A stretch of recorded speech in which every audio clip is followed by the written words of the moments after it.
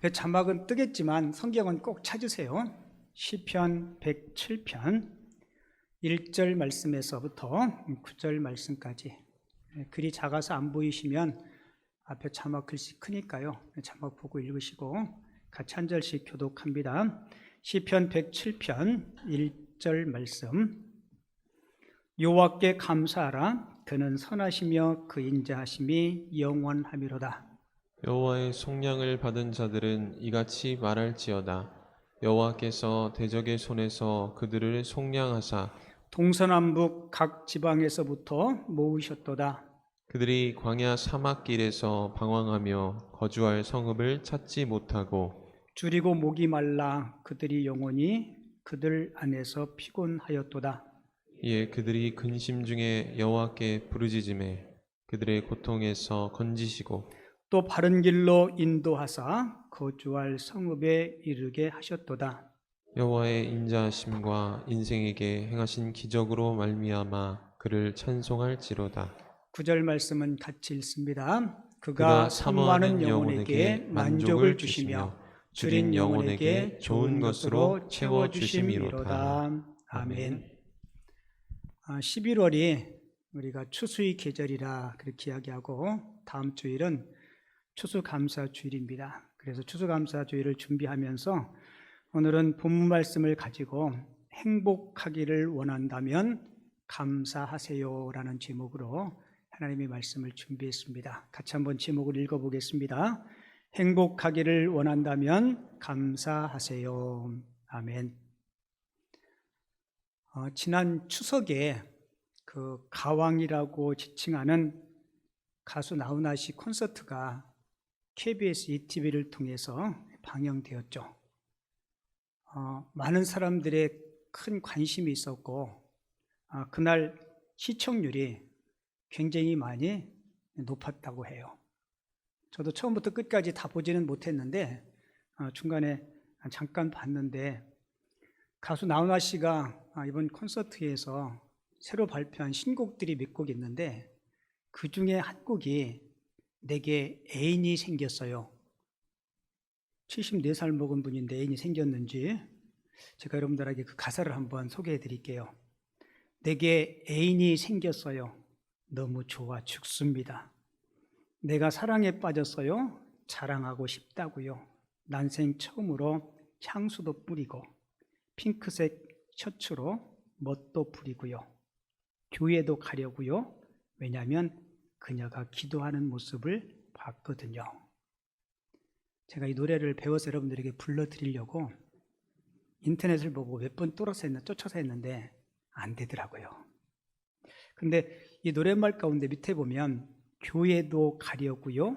왜냐하면 그녀가 기도하는 모습을 봤거든요. 애인에게 잘 보이려고 교회를 가고 싶은 마음이 생겼는지 아니면 애인하고 교제하면서 애인의 성품이나 그의 마음 씀씀이가 너무너무 아름다워서 나도 하나님을 한번 믿어볼까 그 믿음 측면에서 교회를 가고 싶은 마음이 생겼는지 아마 이 나훈아 가수가 부른 이 노랫말처럼 예수 믿는 저와 여러분들의 모습이 누군가에게 선한 영향력으로 보여졌으면 좋겠습니다. 아멘이십니까? 누군가에게 사랑받을 만큼 마음이 참 너무 예뻐 보여서 아니면 저 사람은 말과 행실이 너무 착해서 저분이 다니는 교회, 저분이 믿는 하나님도 나도 한번 믿어봤으면 좋겠다.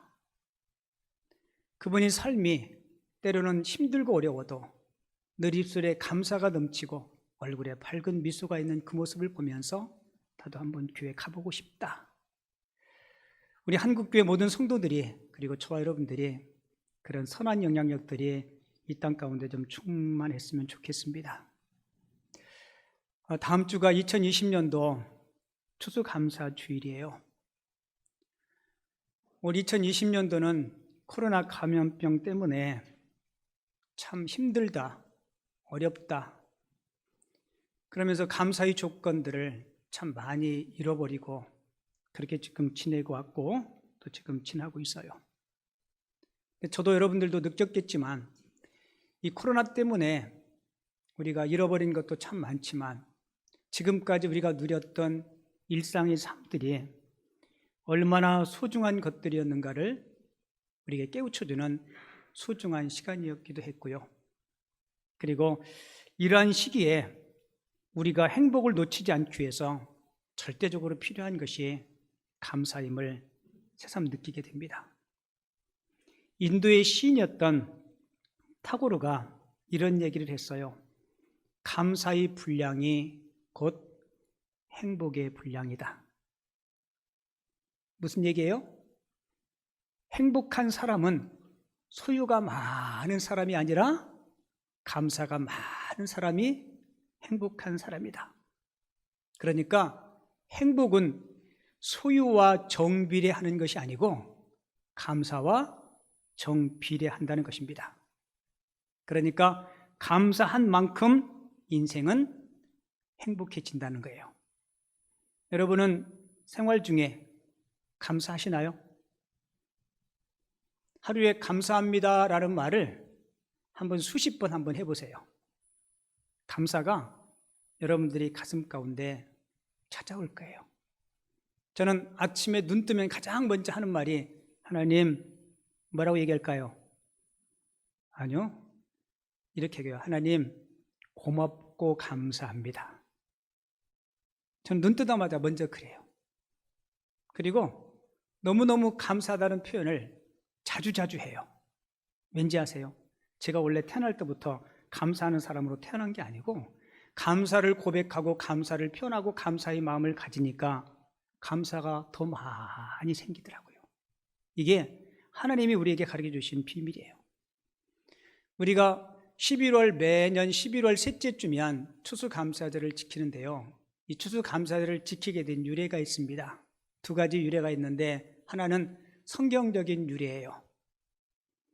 신명기 16장에 보면 하나님께서 이스라엘 백성들에게 초막절을 지키라고 명령을 해요.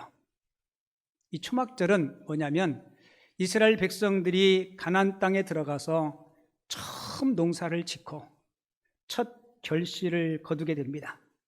그리고는 일주일 동안 하나님께서 이른 비와 늦은 비를 주셔서 이렇게 수확을 얻게 해주신 것에 대해서 감사해서 감사의 절기를 지킨 게 초막절이에요. 지금으로 치면 추수 감사절이죠. 그런데 이 절기의 특징이 하나가 있어요. 이 초막절 추수 감사절을 지킬 때 마을 사람들과 함께 즐거워하라는 겁니다. 신명기 16장 14절에 보면 절기를 지킬 때는 너와 네 자녀와 노비와 네 성중에 거주하는 레위인과 객과 고아와 과부와 함께 뭐라 얘기해요? 즐거워하되라고 이야기하죠. 그러니까 성 안에 사는 사람들, 특별히 고아나 과부나 객 이런 분들은 소외된 사람들입니다. 너희들이 추수감사절을 지킬 때 소외된 사람들, 여러분 지금은요 돈 많은 과부도 많은데요 옛날에는요 과부가 직장을 가질 수가 없습니다. 가장 힘없고 연약하고 가련한 사람이 과부였어요. 이 초막절의 기쁨이, 추수의 기쁨이 너희들만의 축제가 되지 않게 성중에 소외된 사람들과 함께 즐거워하라. 이게 성경적인 추수감사절의 유래입니다. 그래서 우리 김포 남현교회는 교회를 처음 시작할 때부터 시작해서 이 4대 절기 헌금은 꼭 이웃들을 위해서 사용했어요. 특별히 추수감사절 헌금은 겨울을 위해서 김장을 했는데요. 올해는 코로나 때문에 김장을 못할 것 같아요. 작년 같은 경우는 배추 1,500포기 정도를 해서 교회 주변에 있는 분들 한 350가정 정도 한 10kg씩 담아서 교회 큰 행사였는데 올해는 코로나 때문에 10월 달에 파제도 못하고 또 10월 달에 추수감사 끝나고 그 행사도 하기가 쉽지 않아요. 그래서 여러분들이 드린 감사절 헌금은 이제 구정 때 우리가 좋은 선물을 준비해서 이웃들을 섬기는데 좀 사용해야 되지 않을까 그렇게 기획하고 준비하고 있어요. 이 추수감사절의 첫 번째 유래는 성경적인 유래를 들어보았죠. 그리고 또 한 가지 유래는 미국 청교도들의 감사절에서 이 추수감사가 유래되었다는 겁니다. 여러분도 잘 아시겠지만 1620년도에 영국에 심한 기독교 박해가 있었어요. 그때 신앙이 독실한 청교도들이 신앙의 자유를 위해서 메이플라워호라는 배를 타고 그때 102명의 청교도들이 신대륙 미국으로 건너가게 되죠. 가는 중에 목숨을 잃은 분도 있었고 또한 신대륙에 도착을 해서 너무 추운 겨울에 그리고 풍토병 때문에 목숨을 잃은 사람들이 많았습니다. 근데 그들이 새로운 그곳에 도착을 해서 원주민들의 도움을 받아서 농사를 지고 처음 수확을 거두어요. 그 첫 수확을 거두고 그게 너무너무 감사해서 하나님 앞에 예배를 드리면서 그것이 추수감사의 유래가 되었다고 합니다. 그리고 링컨 대통령 때 그 추수감사절을 국경일로 선포하게 되죠. 그리고 우리 한국교회는 그 미국 추수감사절의 전통을 받아서 매년 11월 셋째 주일에 이렇게 추수감사주일로 지키는 전통을 가지게 되었습니다. 여러분, 이 감사는 매우 중요한 우리 신앙의 주제예요.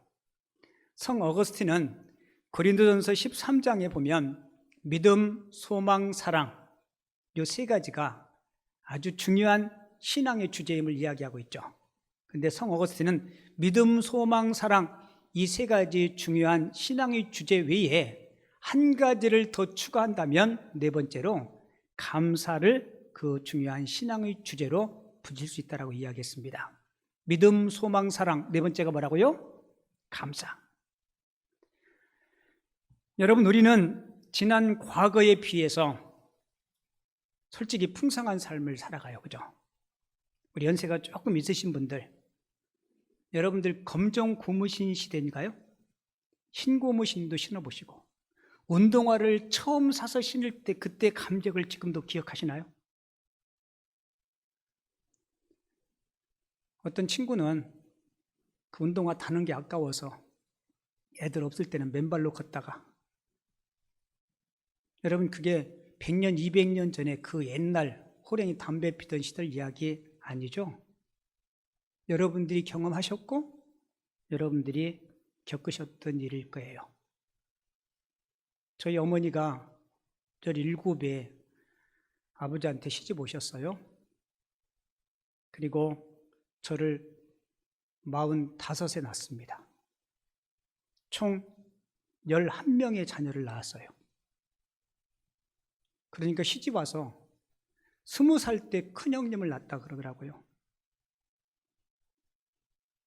그리고 쭉 11명의 자녀들을 낳고 우리 어머니 평생 가장 큰 건심이 뭐냐? 쌀독에 쌀 떨어지는 거였어요. 그러니까 말년에도 쌀이 얼마 남았냐? 충청도 사람들은요, 체면 문화가 강해가지고 집에 쌀 떨어진 것이 얼마나 큰 부끄러움인지, 그래도 쌀 떨어져서 쌀 사러 갈 때 쌀 사러 간다고 그러지 않습니다. 뭐라고 그러는지 알아요? 빈자루 들고 가면서요, 쌀 사러 간다 그러지 않아요. 뭐라 그래요? 쌀 팔러 간다 그래요. 참 말도 대듯해요. 쌀 사러 가는데 쌀 팔러 간대. 그래도 충청도 사람들은요, 다 알아들어요. 쌀 팔러 갈 때는 뭐라고 얘기할까요? 손수레에다가 농사한 쌀 팔러 갈 때. 그때는요, 돈 사러 간다 그래요. 쌀 팔아서 돈 사러 간다. 여러분, 솔직히 지금 코로나 때문에 힘들고 어렵다 하지만 검정 고무신 신고 다닐 때, 운동화를 처음 신었을 때, 그때 비해서 물질적으로 풍요함을 느낍니다. 지식적으로도 그때 비해서 더 많은 풍요로움을 누려요. 건강도 그때 비해서 많이 건강해지셨습니다. 옛날에는 진짜 치 하나도 없이 잇몸으로 노년을 보냈던 분들도 계시고요. 나 60 넘은 어르신들을 마을에서 보기 쉽지 않았습니다. 그런데 우리가 물질적으로 과거에 비해서 40년, 50년 전에 비해서 훨씬 더 풍요로움과 지식도 건강도 풍요로움을 누리고 있지만 안타깝게도 과거에 비해서 부족한 게 하나 있어요. 뭔지 아세요? 감사의 마음들이 점점 줄어든다는 겁니다. 배고프고 힘들 때, 새마을 운동할 때 그때 누렸던 행복 지수보다 지금 우리가 누리고 있는 행복 지수가 훨씬 더 낮다는 거예요. 2020년도에 대한민국에서 스스로 생을 포기한 사람이 여러분 수를 헤아릴 수 없을 만큼 많아요. 코로나로 죽는 사람보다 스스로 생을 포기하는 사람들이 훨씬 더 많습니다. 여러분 뭘 얘기해 주는 거예요? 물질적으로는 풍요로워졌고 지적으로도 더 많은 풍요로움을 누리는데 우리 마음속에는 진정한 감사가 없어지고 있다는 겁니다. 현대의 가장 큰 비극은 감사를 잊고 사는 거예요. 여러분 사람이 타락하고 세상이 타락하면서 나타나는 가장 두드러진 특징 중에 하나가 감사를 잃는다는 것입니다. 바울이 디모데후서 3장에서 말세에 나타나는 여러 가지 현상들, 사람이 타락하고 세상이 변질되면서 나타나는 현상들 중에 한 가지를 지적하는데 그게 하나 바로 뭐냐면 감사를 잃는다는 거예요. 성경 읽어드릴게요. 디모데후서 3장 1절 2절 말세에 고통하는 때가 이르러 사람들이 자기를 사랑하며 돈을 사랑하며 자랑하며 교만하며 비방하며 부모를 거역하며 맨 마지막에 뭐라고 얘기해요? 감사하지 아니하며. 마지막 때가 되면 사람들이 마음속에 점점 감사의 마음들이 사라진다는 겁니다.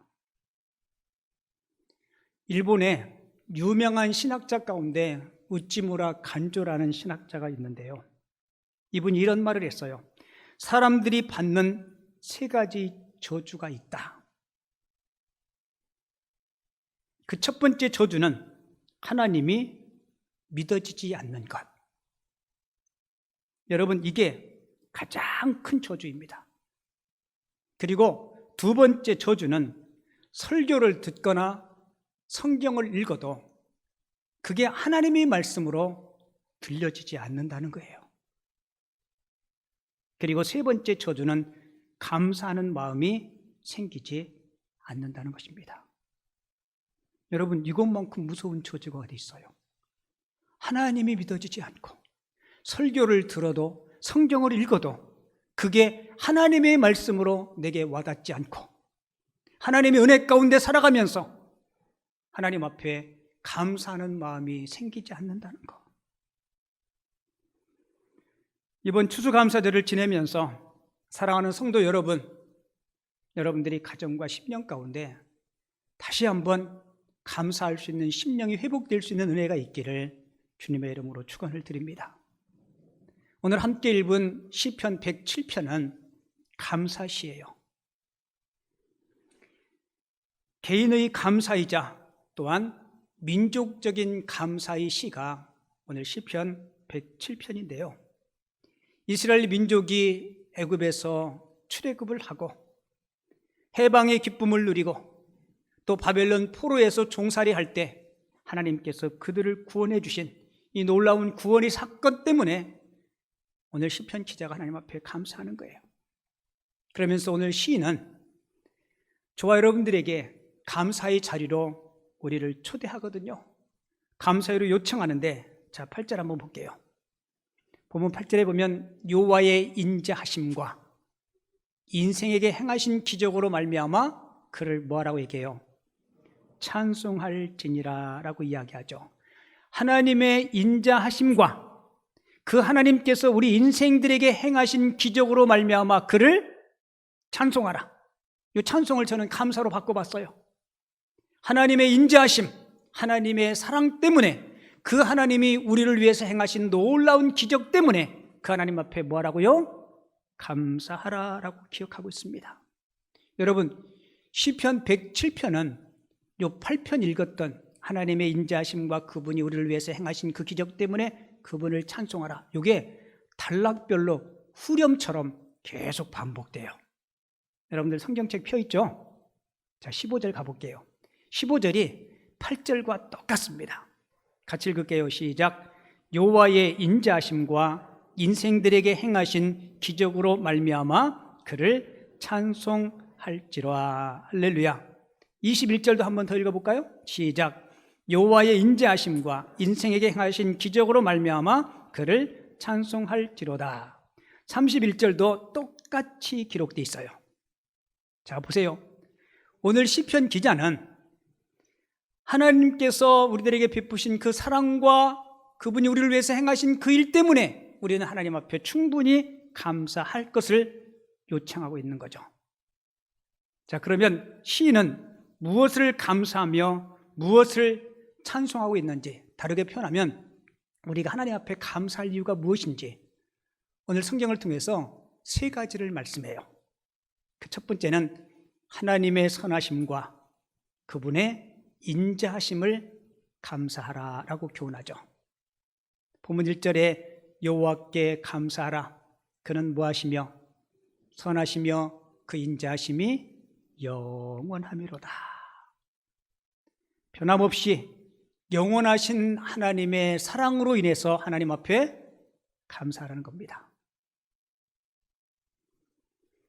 여러분, 인간의 사랑은 영원할까요? 영원하지 못할까요? 그렇죠. 인간의 사랑은 영원하지 못합니다. 부모가 자식을 사랑하는 그 사랑도 이 땅에 살아있는 동안만 사랑할 수 있어요. 그리고 솔직히 어떤 부모는 어떤 자식과 눈길도 안 맞추고 등지고 사는 부모 자식 간도 있더라고요. 왜요? 인간은 연약하고 죄인이기 때문에 그 사랑은 늘 변할 수밖에 없어요.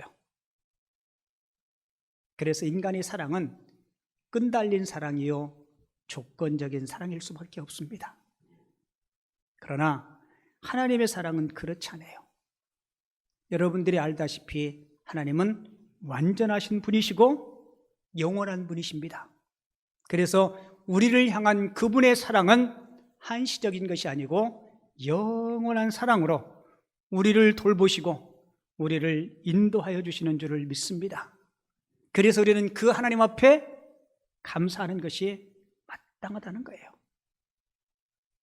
그리고 두 번째, 우리가 감사해야 될 이유, 시편 기자가 무엇 때문에 감상하고 그분을 찬양했는지 두 번째 이유는 하나님의 구원 때문에 감사하고 있음을 보게 됩니다. 본문 2절과 3절을 보면 여호와의 속량을 받은 자들은 이같이 말할지어다. 여호와께서 대적의 손에서 그들을 속량하사 동서남북 각 지방에서부터 모으셨도다라고 기록하죠. 속량이라는 말이 두 번 나오죠. 속량이 뭐예요? 값을 지불하고 산 것이죠. 다르게 표현하면 구원을 이야기하는 겁니다. 저와 여러분들이 몸값이요, 우리 엄청나게 비싸요. 예수님의 생명값 주고 우리를 샀습니다. 그러니까 죄에서 구원받은 이 기쁨, 그것 때문에 감사하는 거예요. 그러니까 우리가 세상 모든 것 다 잃어도요, 내가 구원받았다는 그 사실 때문에 우리는 감사할 수 있고 기뻐할 수 있다는 사실을 꼭 기억하시기 바랍니다. 여러분, 사도 바울이 옥에 갇혔어요. 재산도 아무것도 없습니다. 매도 진탕 맞았어요. 그런데 그 입술에서 뭐가 나와요? 찬양이 나와요. 하나님에 대한 감사가 나와요. 그 힘이 어디 있어요? 내가 구원받은 하나님의 자녀라는 그 사실 때문에. 그리고 하나님은 대적의 손에서 그들을 건져내시고 그들을 구원하셨음을 성경은 소개하고 있죠.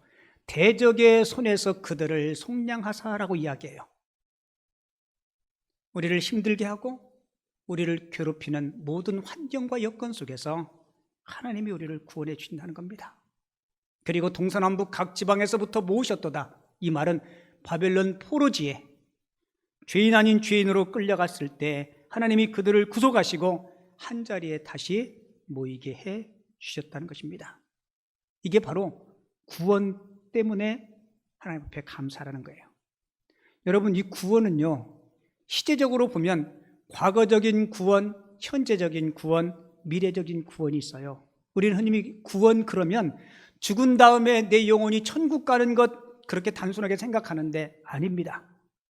여러분, 구원은요, 지금 나의 삶에서 내가 버겁고 힘들 때, 어려움에 처했을 때 하나님이 우리를 그 어려움에서 구해주는 것, 그게 뭐예요? 그게 현재적인 구원입니다. 그리고 세상을 살다 보면 수많은 유혹들, 그리고 죄의 세력들이 많아요. 그런데 그 유혹과 죄의 세력에서 하나님이 우리를 구원해 주시고 지켜주시는 것, 그게 현재적인 구원입니다. 그러니까 이 구원은 우리가 날마다 그 구원의 은혜를 누릴 수 있어야 돼요. 특별히 시편 기자는 오늘 시편 107편에서 네 가지 상황에서 하나님이 이스라엘 백성들을 구원해 주셨음을 소개하고 있는데요. 본문 4절에 보면 광야 사막길에서 그들을 구원하셨음을 역사적인 사건을 통해서 소개해주고 있죠. 여러분, 이스라엘 백성들이 출애굽하고 광야의 길을 걷죠. 그때 하나님께서 그들이 먹을 것, 마실 것, 그들의 입을 것, 모든 것을 다 공급해 주셨습니다. 이 사실 때문에 감사라는 거예요. 그리고 본문 13절에 포로가 되었을 때 하나님이 건지셔서 자유인이 되게 해주셨음에 인해서 감사하라라고 이야기하죠. 13절을 읽어드릴게요. 그들이 그 환난 중에 여호와께 부르짖음에 그들이 고통에서 구원하시되, 포로가 되었을 때, 하나님께서 종 되었을 때 그들을 구해 주셨다는 거예요. 그리고 또 이 구원의 측면에서 본문 20절에 보면 질병 가운데 있을 때 하나님이 그들을 건져내 주셨다라고 이야기하죠. 본문 20절 한번 볼까요? 자, 여러분 앞에 자막 보고요. 혹시 몸에 질병이 있으신 분들 믿음을 가지고 같이 한번 읽을게요. 시작. 그가 그 말씀을 보내어 그들을 고치시고 위험한 지경에서 건지시는도다. 할렐루야. 구원의 측면에서 내가 질병 가운데 힘들 때, 내가 아파할 때 주님께서 그 질병 가운데서 우리를 구해 주신다는 겁니다. 그리고 29절에 보면 항해 중 침몰 상황에서 하나님이 그들을 건져 주셨으므로 감사하라라고 이야기하죠. 광풍을 고요하게 하사 물결도 잔잔하게 하시는 도다라고 기록합니다. 여러분, 우리가 인생을 살다 보면 인생의 광풍들이 있어요. 그럴 때 우리를 구해 주실 분은 하나님이십니다. 오늘 시인은 하나님의 인자하심과 선하심과 인자하심 때문에 하나님 앞에 감사하고, 또 두 번째로는요, 하나님의 구원 때문에 광야 사막길에서 포로가 되었을 때, 질병 가운데, 또한 침몰의 위기에 있을 때 우리 생활 중에서 우리를 구원하신 그 하나님 앞에 감사할 것을 우리에게 호소하고 있죠. 그리고 세 번째, 우리가 하나님 앞에 감사할 이유는요, 하나님의 인도하심으로 인하여 감사할 것을 우리에게 교훈해 주고 있습니다. 본문 7절 볼게요. 같이 읽어볼까요? 시작. 또 바른 길로 인도하사 거주할 성읍에 이르게 하셨도다 라고 기록합니다. 여러분, 하나님이 애굽에서 종살이 하던 그들을 가나안 땅까지 인도했죠. 바벨론에서 포로 생활하던 그들을 예루살렘으로 인도하고 다시 성전을 건축하고 거룩한 예배를 드리게 하셨습니다. 그리고 이스라엘 백성들이 삐뚤어진 길, 잘못된 길로 갈 때 하나님이 그들을 바른 길로 인도해 주셨습니다. 여러분, 하나님이 인도하심이 없이는 저와 여러분들이 우리 인생길을 바르게 평탄하게 살아갈 수 없어요. 우리가 부르는 찬송가 301장에 보면 하나님은 우리 인생을 여기까지 인도해 주셨음을 잘 묘사하고 있죠. 지금까지 지내온 것 주의 크신 뭐라고요? 은혜죠. 우리 301장을 우리 가사를 생각하면서 우리 1절만 앞에 자막 보면서 같이 한번 찬송해봐요. 지금까지 지내온 것, 지금까지 지내온 것 주의 크신 은혜라. 아니 없는 주의 사랑 어찌 이름하랴. 장하게나 주의 손이 항상 살펴주시고 모든 일을 주 안에서 형통하게 하시네. 할렐루야. 지금까지 여러분들의 가정, 여러분들의 삶을 인도하신 분이 하나님이심을 믿죠. 이 찬송 가사에 보면 한이 없는 주의 사랑 어찌 이루 말하랴. 자나깨나 뭐가요? 주님의 손이 항상 나를 살펴주시고 모든 일을 주 안에서 형통하게 하시네. 그러니까 저도 여러분들도요, 인생 살면서 쫄지 마세요. 뭐라고요? 쫄지 마세요. 아직 뭐 최악의 상황 해봤자 죽기밖에 더 하겠어요, 그죠? 그 죽으면 어디 가요? 그죠? 그렇게 좀 통 크게 넉넉하게 좀 삽시다. 그렇게 하나님 절대적으로 믿으면 하나님의 선한 손이 저와 여러분들을 반드시 붙잡아 주시고 인도해 주실 줄을 믿습니다. 제가 코로나 때문에 교회에 대한 걱정이 있겠어요, 없겠어요? 여러분들보다 많겠어요, 적겠어요? 네, 여러분들보다 많죠. 기도하다가 그래서 하나님 이 제 것도 아닌데요, 뭐 누구 거예요? 하나님 것이잖아요. 그랬더니 하나님이 그러더라고요, 저한테. 이 버르장머리 없는 놈아, 내가 너한테 맡겨줬는데 네가 관리를 잘해야 되지 않냐. 그래서 제가 얼른 하나님 죄송해요 그랬어요. 여러분, 이스라엘 백성들이 출애굽을 하고 광야에서 하나님이 그들을 뭐로 인도해요? 불기둥과 구름기둥으로 인도하죠. 지금 여러분들이 생애 가운데 하나님이 불기둥과 구름기둥이 있을까요, 없을까요? 여러분, 있습니다. 여러분, 있어요. 자, 보세요. 하나님은 구름과 불기둥으로 이스라엘 백성들을 보호해 주셨습니다. 여러분, 사막이요, 낮에는요 엄청나게 뜨거운 장렬하는 태양이 있어요. 하나님이 그들을 보호하기 위해서 위에 구름으로 덮어주셨습니다. 그게 구름기둥이에요. 낮에는 일교차 때문에 사막이 엄청나게 추워요. 그들을 보호하기 위해서 하나님이 밤에는 뭐해요? 불기둥을 세워주셨어요. 구름기둥과 불기둥은 하나님의 백성들을 하나님이 보호하신다. 그리고 또 하나는 구름기둥과 불기둥은요, 하나님이 그들이 갈 길을 인도해 주셨습니다. 구름이 움직이지 않으면, 동하지 않으면 그들은 얼마든지 그 자리에 머물러 있고, 구름이 움직이기 시작하면 구름의 움직임대로 그들이 움직이기 시작했어요. 그러니까 하나님은 저와 여러분들의 삶을 보호하시고 우리 삶을 인도하시는 하나님이심을 꼭 기억하시기 바랍니다. 그러니까 이 시인은 하나님께서 나의 삶을 인도하시기 때문에 나는 하나님 앞에 얼마든지 감사해야 된다. 그리고 여러분들도 같이 감사하십시오라고 호소하고 요청을 하는 거예요. 복습해 볼게요. 우리가 하나님 앞에 감사할 이유가 뭐예요? 하나님의 선하심과 그분의 인자하심 때문에. 이게 뭐예요? 하나님의 변함없는 그 사랑 때문에, 그리고 하나님이 우리를 구원해 주신 그 구원 때문에, 하나님이 인도하심 때문에 하나님 앞에 감사하는 거예요. 우리는 하나님 앞에 충분히 감사할 이유가 있습니다. 자, 그러면 구체적으로 어떻게 감사할까? 저와 여러분들이 삶에 한번 적용해 볼까요? 우리는 어떻게 이 감사절을 맞이할까? 오늘 본문 22절에 그 방법을 이렇게 소개하고 있어요. 감사 제를 드리며 노래하여 그가 행하신 일을 선포할지로다. 할렐루야. 뭐를 드리면요? 감사 제를 드리며. 감사제 지금으로 치면 뭐예요? 하나님 앞에 나와서 추수감사절에 예배하라는 겁니다. 뭐 하라고요? 예배. 감사제를 드리며 노래하며 찬양하며 그분께서 행하신 그 일에 대해서 감사할 것을 우리에게 요청하고 있죠. 여러분, 진정한 감사는요, 황소를 드리는 것보다 여호와를 더 기쁘시게 한다라고 이야기하고 있어요.